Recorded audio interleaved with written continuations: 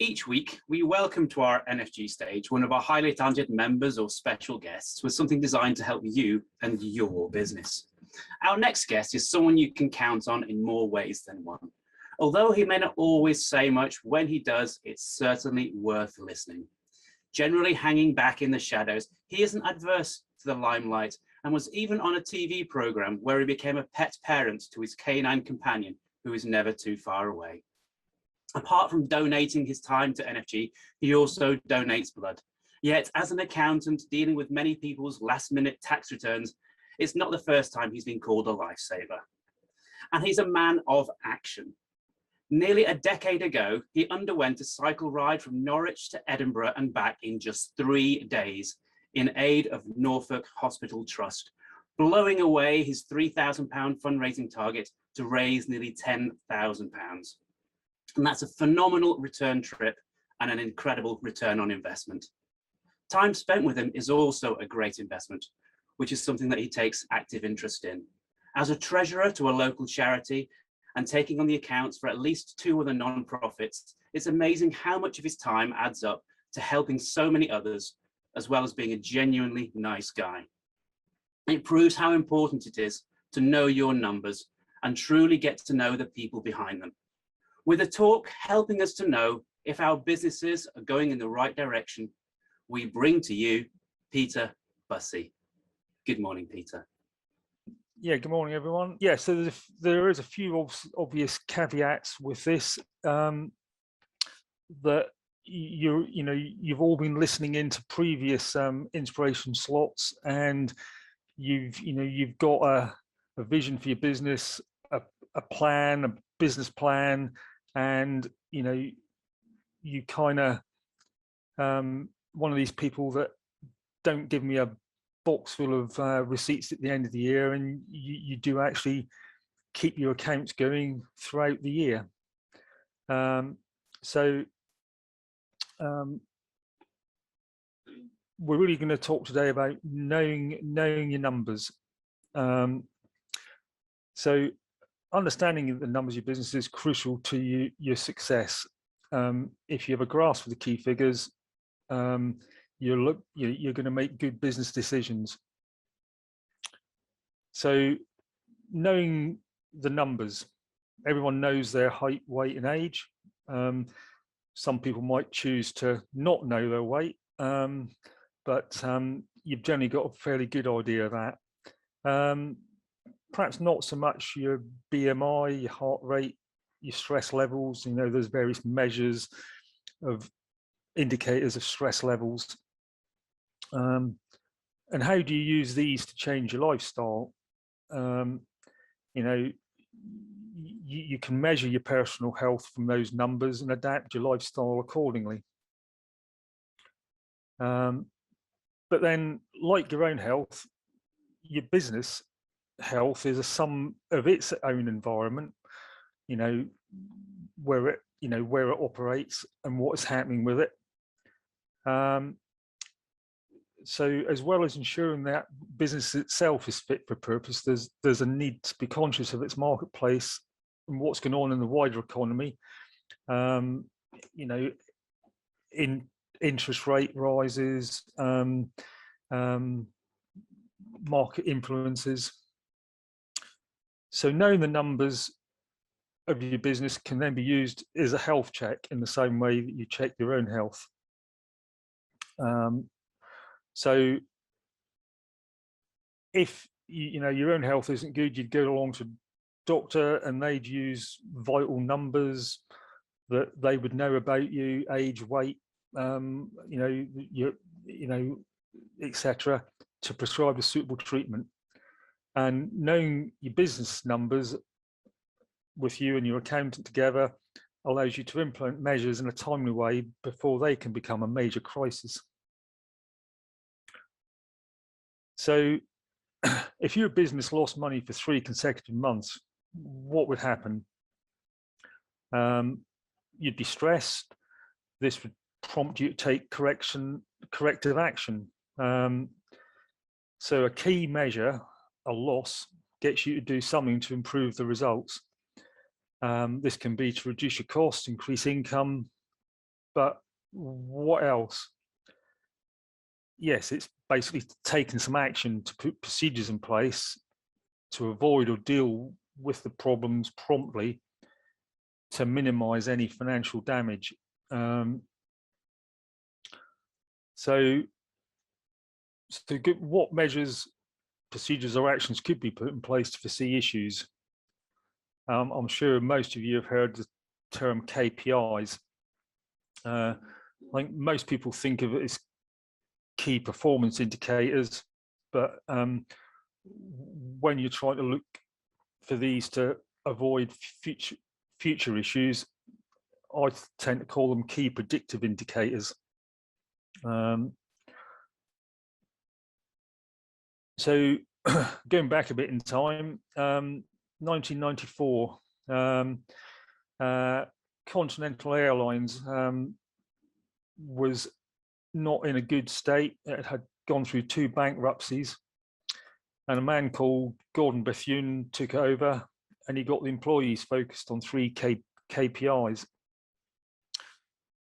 Then by the end of the 90s, they were one of the most profitable. Now, the KPIs that he focused on were customer-based ones, that the employees could take action to improve things.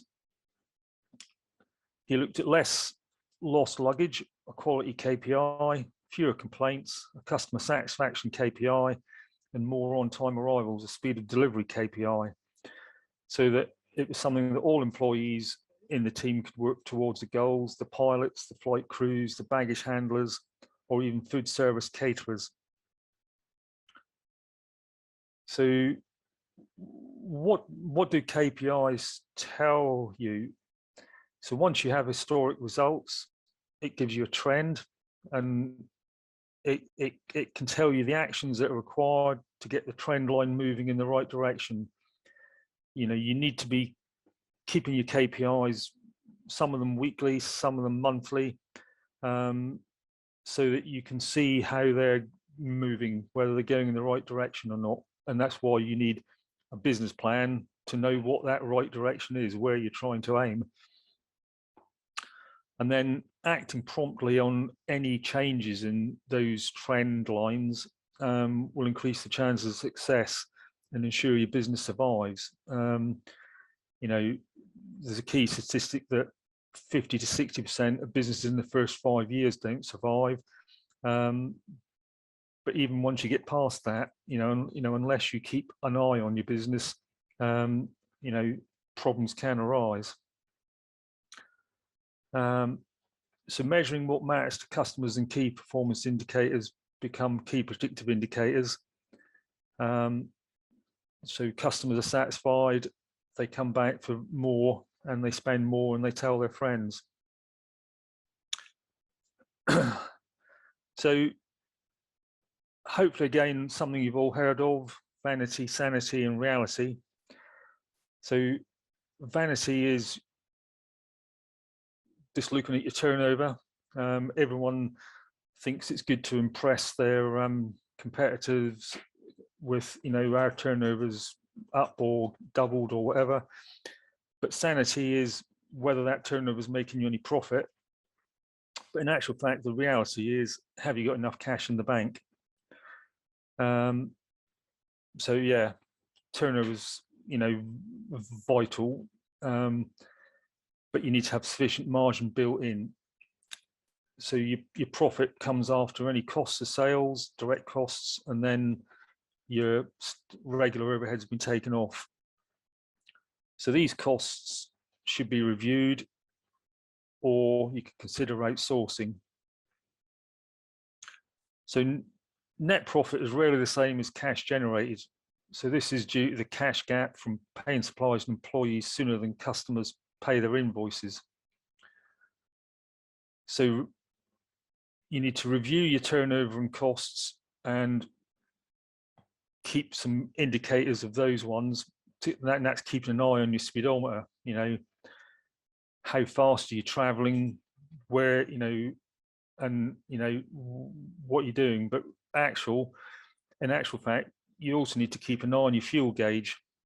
because quite critically, if the fuel gauge goes into the red and your cash runs out, you're going to end up in an insolvency. So your cash is vital to keep driving the business forward.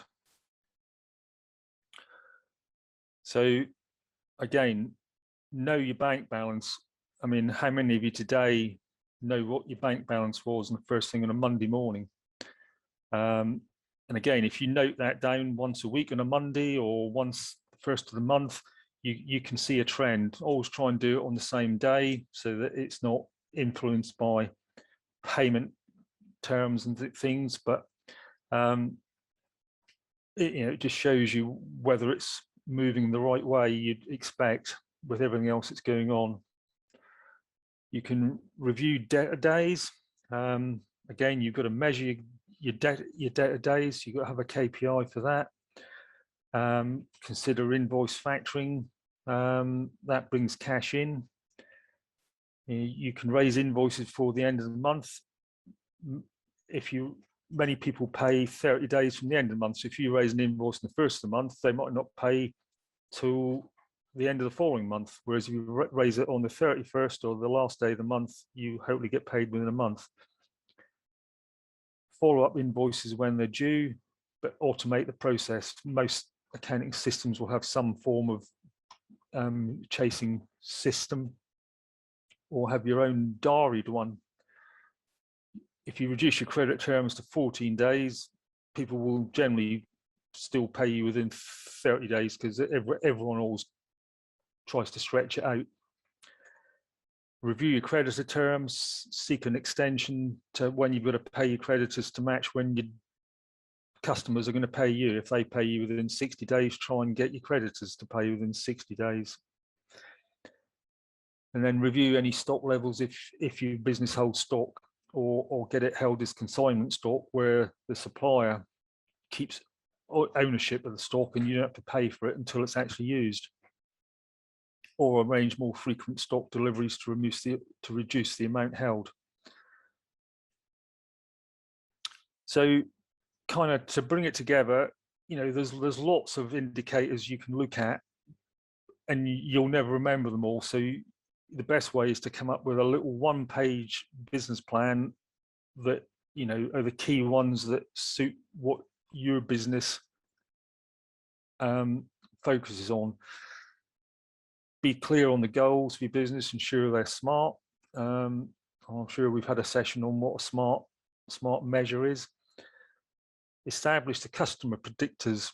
What are your continental equivalents? Work out the sales and marketing predictors. To grow, you need inquiries for marketing, but convert them to clients, so your conversion rates. But you want to work out which ones are more appropriate to you. Know your key cost ones. If you've got a high amount of staff, then salaries is going to be a key one to look at. Or if you're a taxi driver, it's going to be fuel. But as cash is king, it's vital to monitor that particular KPI. So look at the hard facts of your profit and loss account. Although they're historical, but if you can see a trend by monitoring over time, it does help. And then look at them every month so that you can see what the trend is and indicate what actions you need to improve your numbers. Remembering that not all predictors are in the management accounts. As much as your accounts are important, there's other things that you should be keeping an eye on. So that was the key things in your numbers. So if hopefully there's a few questions, or we can go into the breakout rooms and discuss which of your numbers would be useful to monitor.